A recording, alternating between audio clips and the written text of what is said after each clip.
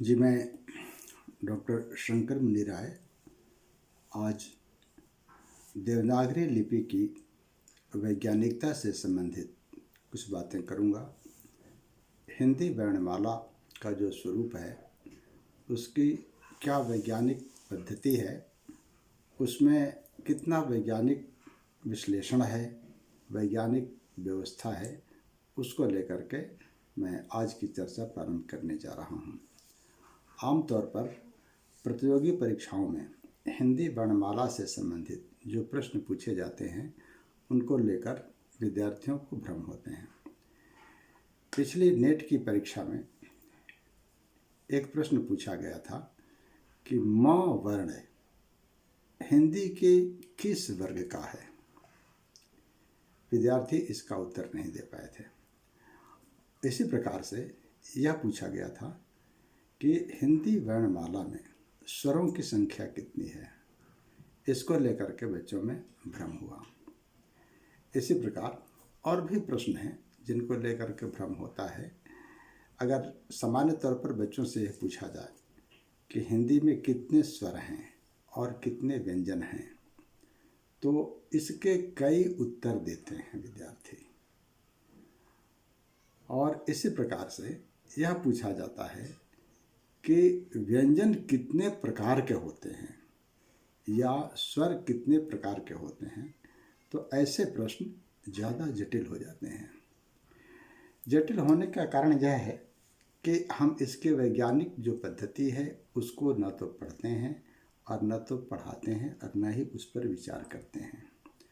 हमने सीधे बच्चों को पूरी वर्णमाला को याद करा दिया और ये मान लेते हैं कि उन्हें याद है तो सब कुछ ठीक ठाक है। पढ़ाई सिर्फ जानकारी नहीं है।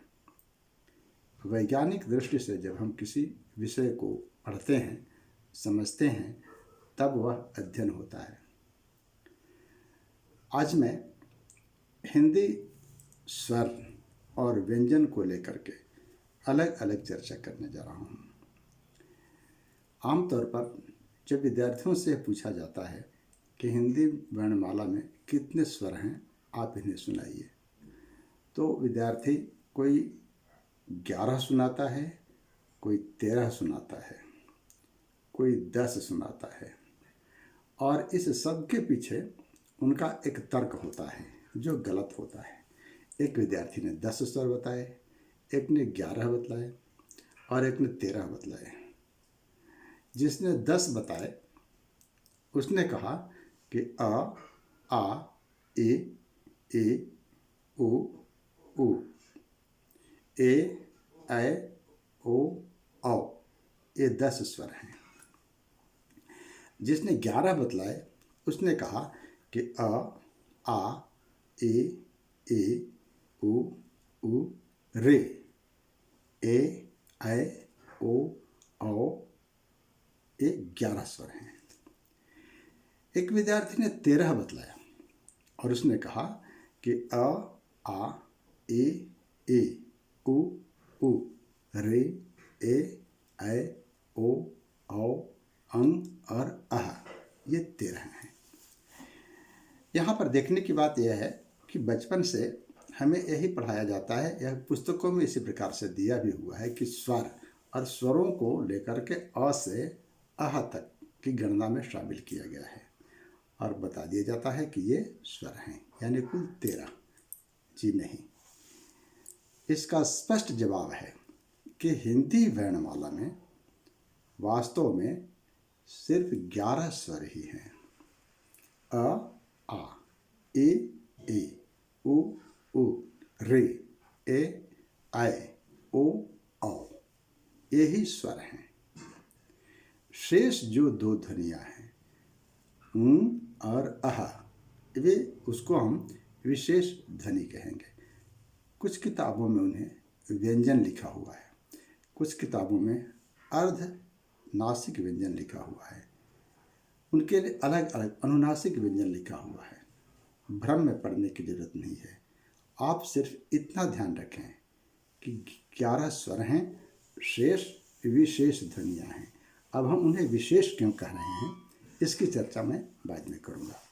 पहले हम इन 11 स्वरों की चर्चा करेंगे कि पहले तो जो पढ़ने का तरीका है, हम बच्चों को ऐसे पढ़ाएं और इस तरह से पढ़ें कि अ आ, ए उ रे, ए ऐ, ओ औ, ये 11 स्वर हैं। अब इसमें जो रे है, एक री स्वर है, इसको हटा दें तो 11 बचते, तो 10 ही बचते हैं। लेकिन सवाल है कि री को हटाएंगे क्यों? इसका प्रयोग इसलिए हटाने के लिए लोग कहते हैं कि ये मात्रा सिर्फ तत्सम शब्दों में लगती है। जो संस्कृत के शब्द हैं और हिंदी में व्यवहार में प्रचलित हैं, उन्हीं में ही यह मात्रा लगती है। यानी ये मात्रा युक्त ही शब्द हैं। ये मात्रा अलग से, जैसे कृपा, कृपाण, कृपा, कृपाण, इस तरह की जो लगती है। ऋषि, देखिए ये मात्रा उसमें लग रही, बाकी कहीं पर इसका प्रयोग नहीं होता है, तो हम इसको हटाएंगे नहीं। हम मानकर चलते हैं कि हमारा ये स्वर है और इसको हमने शामिल कर लिया है, तो हम 11 स्वर, क्योंकि अगर इसको हटा देते हैं तो हमारे बहुत सारे तत्सम शब्द जो संस्कृत के शब्द हैं, जिससे हमारी हिंदी समृद्ध हुई है, वह थोड़ी सी खाली हो जाएगी। शब्दों का हम विकल्प रहने दें, हटाना नहीं है, वे हमारे स्वरों में शामिल है। अब है जो शेष मान इसको लेकर के जो 11 स्वर हैं, अब इन स्वरों की 3 कोटियां हैं। यहाँ से पढ़ाई शुरू होती है। पहले हमने रटाया था, पहले हमने याद कराया था, अब हमें ये पढ़ाना है कि स्वरों की 3 कोटियां हैं। यानी हमारे जो स्वर हैं वो 3 भागों में बटे हुए हैं। कैसे? पहला है ह्रस्व स्वर, पहले को कहते हैं ह्रस्व स्वर, दूसरे को कहते हैं दीर्घ स्वर, और तीसरे को कहते हैं संयुक्त स्वर। वह स्वर जिसका उच्चारण स्वतंत्र होता है, यानी एक स्वर का उच्चारण एक बार ही होता है, वह स्वर ह्रस्व स्वर है। इसे हम एकल स्वर भी कहते हैं। एकल स्वर यानी जो अकेला है, इसकी संख्या 4 है। यानी 11 स्वरों में जो 4 हैं वो एकल स्वर हैं, जैसे अ, ए, ओ और रे। ये 4 एकल स्वर हैं। इनका प्रयोग अपने ही सहयोग से होता है, इसमें किसी का योगदान नहीं है, इसलिए ह्रस्व स्वर हैं या एकल स्वर भी कहते हैं। दूसरा है दीर्घ स्वर। दीर्घ कहने का मतलब है कि यह एकल स्वर के ठीक दुगना मात्रा में इनका उच्चारण होता है। इनके उच्चारण में हमारी जो ऊर्जा है इसके दुगना लगती है, और ये अपने ही स्वर के बराबर मान से बने होते हैं। यानी एक स्वर और फिर वही एक स्वर, दोनों को मिलाकर 2 स्वर हो गए। तो 2 स्वर हो गए, इसलिए इन्हें हम दीर्घ स्वर कहते हैं, ह्रस्व के दीर्घ। जैसे अ और आ को मिलाए तो बन गया आ, तो आ प्लस आ तो बन गया आ। आ जो है वह दीर्घ स्वर है। फिर उ, धन उ, तो उ बन गया उ, तो ये हो गया दीर्घ स्वर। फिर इसी प्रकार से ए प्लस ए तो हो गया ए, 2 हो गया। तो ये जो है दीर्घ स्वर हो गए। फिर से सुने कि आ धन आ हो गया, फिर ए धन ए, ई हो गया, फिर ओ धन ओ बराबर ऊ हो गया। तो ये जो 3 स्वर हैं ये दीर्घ स्वर है। तो 4 ह्रस्व स्वर हो गए और 3 दीर्घ स्वर है। शेष जो बचे हैं तो 4 और 3 7, 3 स्वर और बचे, वो जो है संयुक्त स्वर हैं।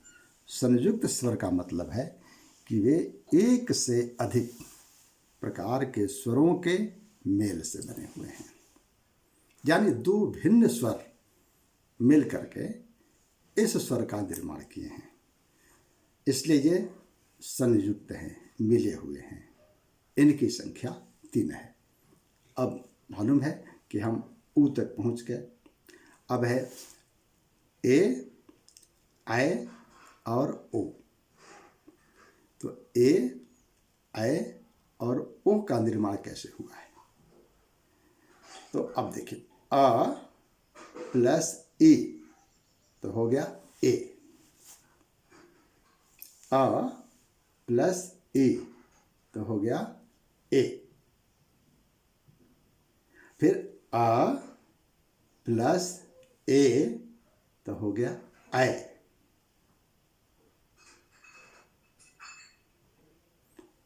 अ प्लस ई तो हो गया ए, और अ प्लस ए तो हो गया ऐ। अब है कि अ प्लस ऊ तो हो गया ओ, अ प्लस ऊ तो हो गया ओ। अब फिर अ प्लस ओ हो गया औ। तो ये 4 हो गए आपके संयुक्त स्वर। फिर से एक बार बताता हूँ, ध्यान से सुनिए कि स्वर 11 हैं, इनकी 3 कोटियाँ हैं। ह्रस्व स्वर इसमें 4 हैं। 4 हैं कौन? तो अ, ई, उ और री। इन्हें एकल स्वर भी कहते हैं क्योंकि अकेले इनका उच्चारण होता है। दूसरा है कि एक ही स्वर जब 2 बार मिलते हैं तो वे दीर्घ हो जाते हैं। तो इनकी संख्या 3 है। पहला 4 हो गया ह्रस्व स्वर, दूसरा हो गया 3, वो दीर्घ स्वर है। जैसे अ प्लस अ तो हो गया आ, दीर्घ स्वर है। फिर ए प्लस ए हो गया ई, दीर्घ स्वर। फिर उ प्लस उ तो हो गया उ। तो आप समझिए ये 3 हो गए दीर्घ स्वर। तो 4 और 3 7, 7 और 4 जो बचे हैं वह हैं संयुक्त स्वर। अब बच गए कौन 4? ए, ऐ, ओ, औ। अब हमें देखना है कि ये चारों संयुक्त हैं, एक दूसरे से मिल करके 2 प्रकार के स्वरों के मेल से बनते हैं। अब देखना है कि इनका निर्माण कैसे हुआ है। तो पहला है कि अ प्लस ए तो हो गया ए। जैसे लिखते हैं एक, एड़ी, एकता, तो ए, अ प्लस ई तो हो गया ए। दूसरा है कि अ प्लस ए तो हो गया ऐ, अ प्लस ए हो गया ऐ। दूसरा है अ प्लस उ तो हो गया ओ। अब एक और बचा, तो अ प्लस ओ तो हो गया औ। इस प्रकार से 11 स्वर 3 कोटियों में बट गए, 4 3 4, इस तरह से बट गए। अगर इनको बढ़िया से विद्यार्थी समझ लेते हैं तो जिसे हम संधि कहते हैं उसको पढ़ेंगे तो आसानी से समझ में आ जाता है,